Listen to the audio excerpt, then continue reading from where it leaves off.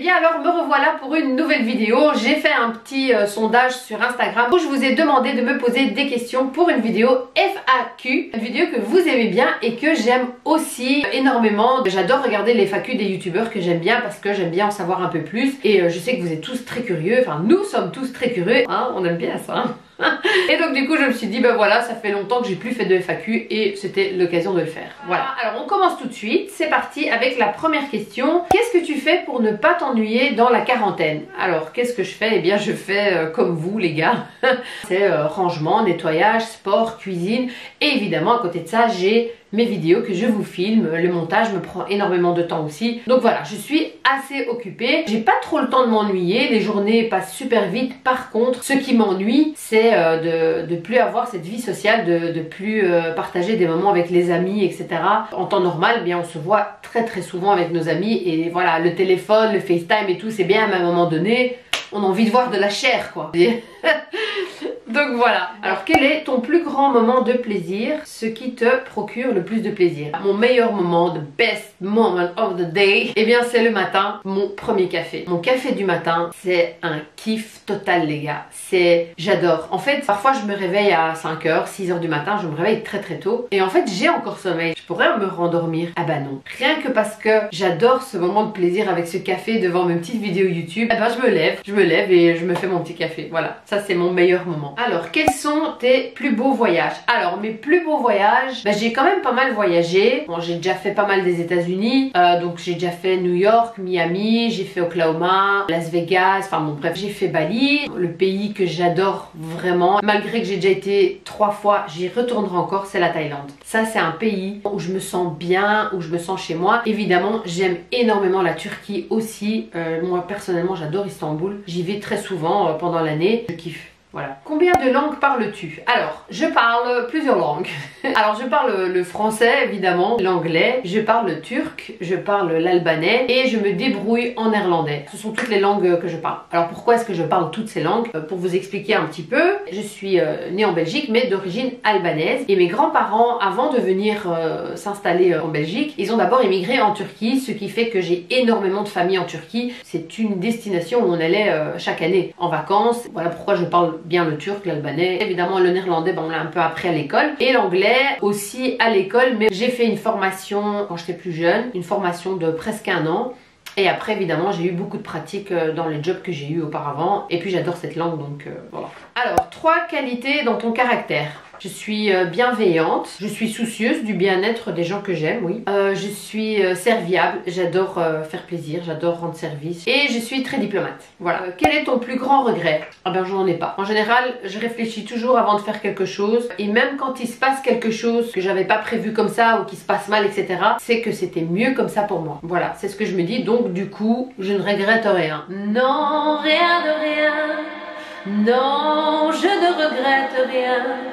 Qu'est-ce qui a changé en toi depuis ton cancer? Si quelque chose a changé, bien sûr. Il y a beaucoup de choses qui ont changé. Parce que, voilà, je vous l'ai déjà expliqué dans plein de vidéos, quand il vous arrive un truc pareil, évidemment, il y a des choses qui changent dans votre caractère, dans votre psychologie. En fait, c'est très simple. Aujourd'hui, je ne me prends plus la tête. Voilà, c'est très simple. Je veux juste être bien, encore plus être heureuse et profiter de chaque moment du mieux que je peux. Et tout ce qui m'embête autour, peu importe ce que c'est, eh bien, je ne veux plus me prendre la tête, je ne prends plus les choses à cœur comme avant, je relativise les choses, je me dis ben si c'est comme ça, c'est que ça doit être comme ça. En gros, je ne me prends plus la tête. Et ça, c'est une chose qui a beaucoup changé chez moi parce qu'avant, je n'étais pas comme ça du tout. Je faisais genre, je ne prends pas la tête, mais croyez-moi que je me prenais très fort la tête.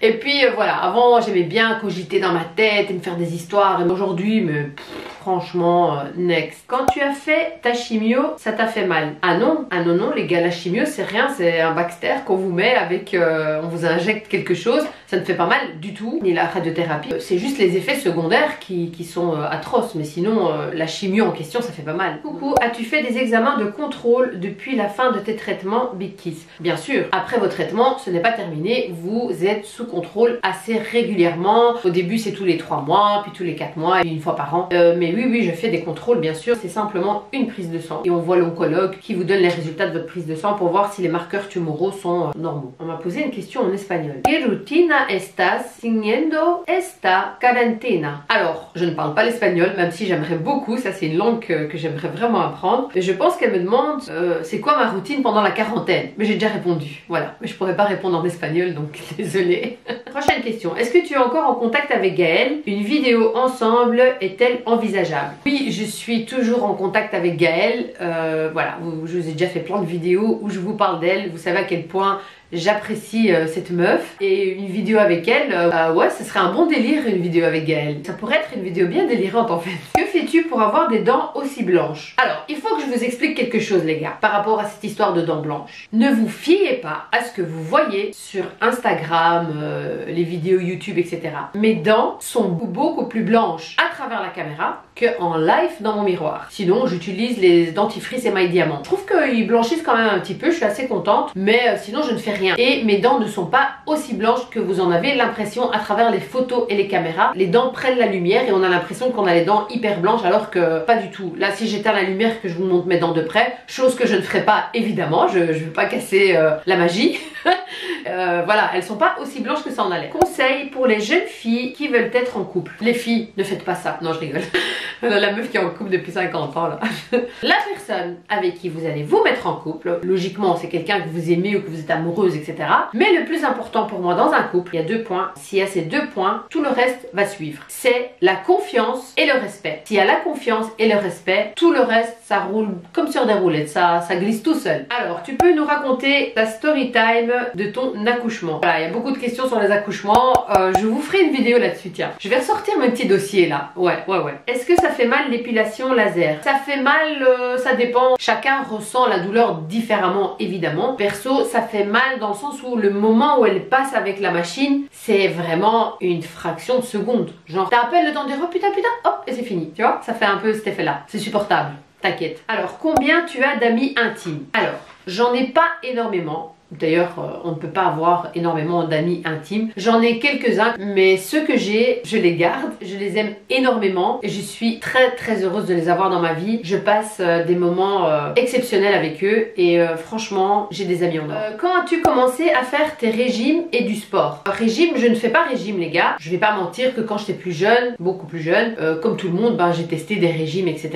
Avec le temps, avec les années, avec l'expérience, je me suis rendu compte qu'en fait, les régimes, ça ne sert à rien du tout. Ce qu'il faut faire, c'est du sport et un rééquilibrage alimentaire. Et ce que moi je fais en plus depuis déjà 4-5 ans, c'est le jeûne intermittent dont je vous ai déjà fait 2 vidéos que je ne vous mettrai pas dans la barre d'infos, que je vous laisse aller retrouver dans mes vidéos. Voilà. Et le sport, ça fait 2 ans déjà. On avait commencé avec mon amie, la coach dont je vous ai déjà parlé. Je vous mets son petit Instagram ici où elle vous propose des exercices très sympathiques. Et avant ça, c'est du sport, oui, de temps à autre, à la salle. Enfin, il y a longtemps, j'ai fait de la danse aussi.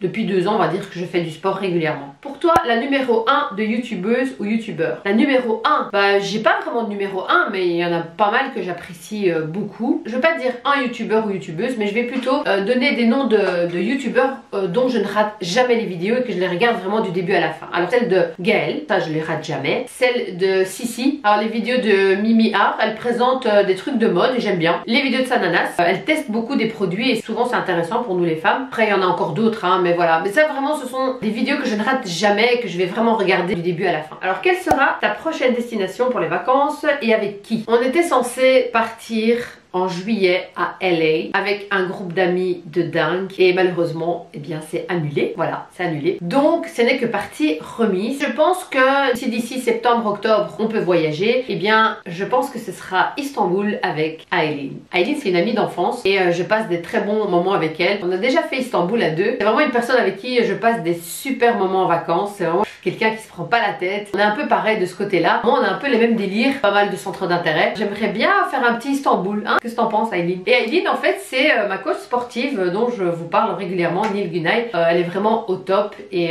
voilà, je vous la recommande vraiment. Je vous remets son Instagram ici. Alors, dans quoi tu gaspilles le plus d'argent? J'aime bien, comme toutes les femmes, acheter des fringues, des chaussures, etc.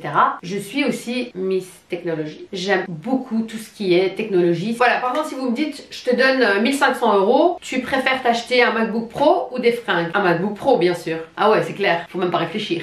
Prends-tu des rendez-vous avec toi-même au moins 20 minutes pour que tu te retrouves? Oui, j'aime bien me retrouver en fait. J'aime bien passer des moments toute seule et j'ai souvent l'occasion de le faire, donc oui, souvent, très souvent même. Combien as-tu payé tes extensions? Je l'ai dit dans ma vidéo, 450 €? Ouais, je crois que c'était ça, 450 €, un truc dans le genre, avec la pause et tout. Comment et où as-tu rencontré ton mari? Comment j'ai rencontré mon mari? Il travaille dans un restaurant les week-ends et moi j'allais souvent dans ce... Regardez, j'aime bien quand je raconte, je suis en train de...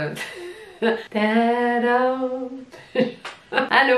Allô? T'es en train de filmer là? Allô? Reviens! Donc, je disais qu'il travaillait dans un restaurant les week-ends et moi j'allais souvent dans ce restaurant, c'était un restaurant à ambiance et parfois je chantais là aussi et on s'est rencontrés comme ça, comme dans un film quoi. Voilà, moi j'étais chanteuse et lui était serveur et voilà.